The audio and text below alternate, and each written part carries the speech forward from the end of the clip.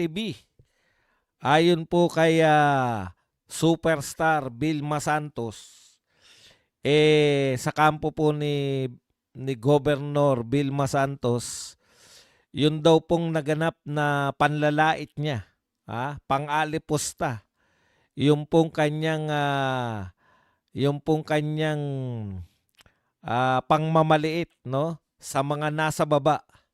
At dahil sila, yung mga bashers daw niya, kaya nambabash dahil nasa baba at sila ay nasa itaas. Ayan. Tila yata hindi kinaya. Mangiyak-ngiyak pa po si Ate B na ito po ay nagpapaliwanag, no, na ito daw po ay edited lamang. Hindi naman daw talaga. Ang dami na po nagsabi niyan. Madam Vilma Santos, no, yung edited na yan. Hindi na po kami naniniwala diyan. Dialogue po yan dialogue po yan ni Leni Robredo noon. Ang daming beses na napakita po yung kanyang kalutangan. Halimbawa po yung sa presyo ng bigas, di ba? O di nakatipid ka ng 1,600. Wala na po sa amin yan. Yan po, palusot na lang yung mga edited na yan. Sa tindi po ng bilis ng teknolohiya ngayon, hindi nyo na po pwedeng ikatwiran na pag may nasabi kayo na masama sa pandinig ng mga tao at kayo, kasi kaya siya nagsasalita niyan, pinapaliwanag niya bakit sila binabash ng tao. Akala niya mawiwin niya yung mga tao sa kanyang paliwanag. Mas palpak pa yung paliwanag. Yan yung gusto mong payapain yung galit ng tao sa asawa mo. Pero ang lumabas, imbis na mapayapa mo, mas lalong nagalit. Kasi ininsulto mo eh. Minaliit mo yung mga mabababa na nga sa lipunan. Kayo na ngang nakakataas. Pinangalandakan mo pa, no? Na kaya naman kayo galit sa aming mga munyaman. Kaya naman kayo galit sa aming mga nasa katungkulan dahil nasa baba kayo. Manlalait, mata pobre. Nung binalikan ka ng mga tao, sasabihin mo edited. Napakadali lang po niyan, Ate B, no? Wala na kayong maluloko na edited eh. Edited pala, di ipakita mo yung video na hindi edited. Kalokohan na po yung mga edited. Ipakita mo yung video na hindi edited. Ito po yung sinabi ko. Dialogue na ni Leni Robredo yan eh. Okay pa nung panahon ni Leni Robredo dahil hindi pa ganun ka-high-tech eh. Hindi pa nga uso AI nun eh. Ngayon, high-tech na po ngayon. Pag sinabi nyong edited, splice, o kung ano man yung gusto nyong palabasin, ilalabas nyo lang yung original na video. Eto po yung original na video. Hindi ko naman sinabi na hindi naman ako nang mamaliit. Alam po ninyo, ang paliwanag po dyan, Ate B, mata pobre ka talaga sa personal.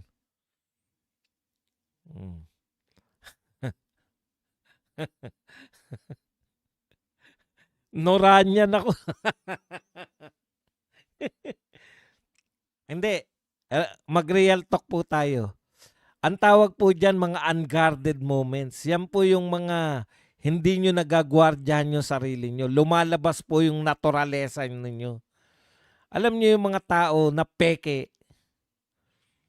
Meron pong hangganan yung pagiging peke. Ngayon po, through your unguarded moments, dahil siyempre galit na galit ka na sa mga basher. Galit na galit ka na sa umaatake sa asawa mo. Di ba? Kaya nang ibabaw yung galit kaysa sa itinatago mong lumabas yung naturalesa. Yan po, naturalesa po yan. Ako nakaka-relate ako diyan, eh. Kayo po yung may mga asawa po na mga kababaihan, makaka-relate po kayo rito. Kasi kaming mga lalaki, minsan hindi kami makapagsabi basta ng mga nararamdaman namin. Pero pag kayo po nalasing yung mister ninyo at panay ang halik sa inyo at panay ang I love you, hindi po ibig sabihin nun na nangangaliwa kasi naging sweet na nga pagbibintangan nyo pa.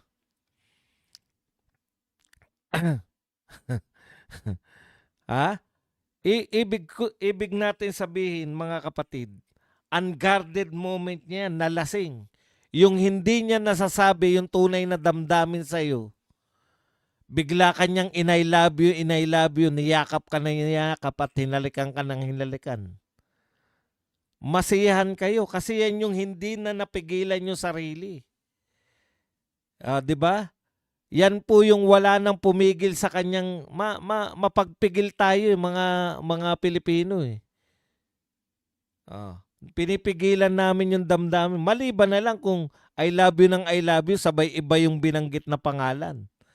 Paluin nyo kagad ng kawali para magising.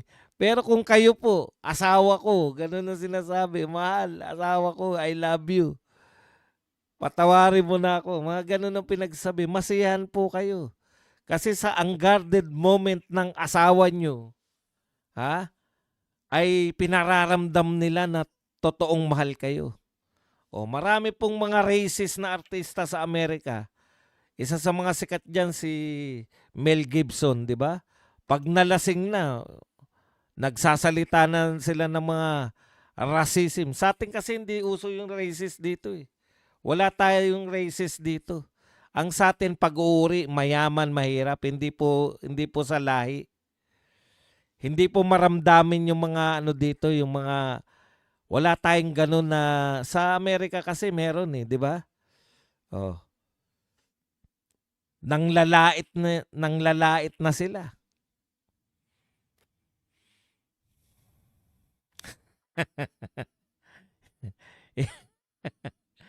Yun nga.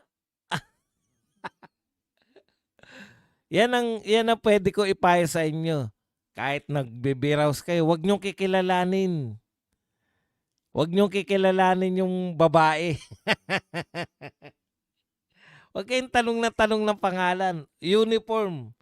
Kung ano tawag nyo sa misis nyo, yun ang tawag nyo kahit saan. Huwag kayong makipagkilala. Lalo, punta lang kayo sa biraos, kikilalanin nyo pa. Kung tawag mo sa asawa mo, mahal. Tawag mo rin doon sa ka-table mo, mahal din.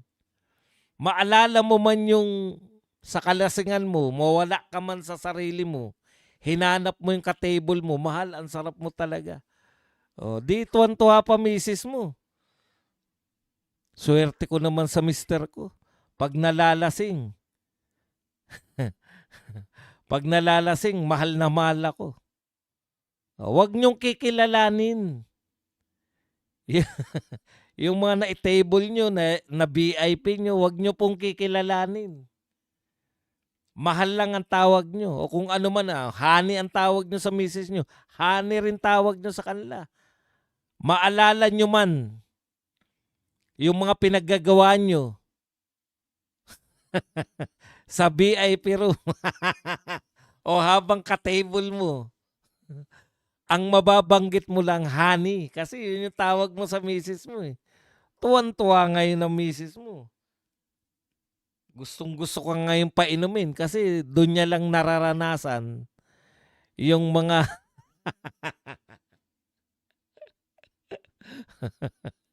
joke lang po, joke lang. Sa mga kababaihan po natin na nanonood, yan po ay joke lang. Ayan.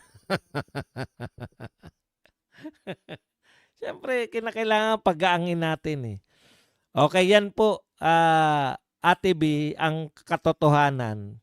Mapanglait ka talaga, matapobre ka talaga sa aktual.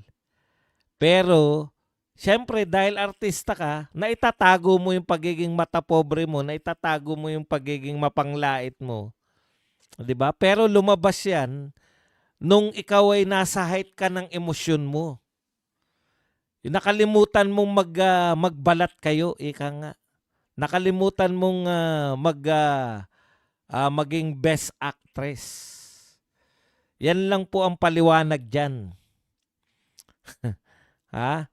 Yan lang ang paliwanag. Unguarded ka. Puno ka ng emosyon. Galit ka sa nangyayari.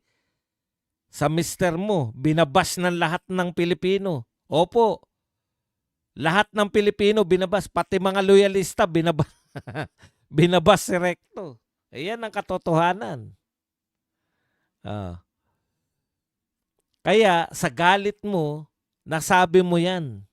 Nailabas mo yung kung ano yung totoo mong nararamdaman. Edited. Katarantaduhan yung edited na yan. E di ilabas nyo yung hindi edited. Oh. Ilabas nyo lang yung buong video. Sabihin nyo, eto, panoorin nyo. Hindi naman ako nanlait dyan. Inedit lang nila, in-splice. Lumang tugtugin na yan. Narinig na namin kay Lenny Robredo yan.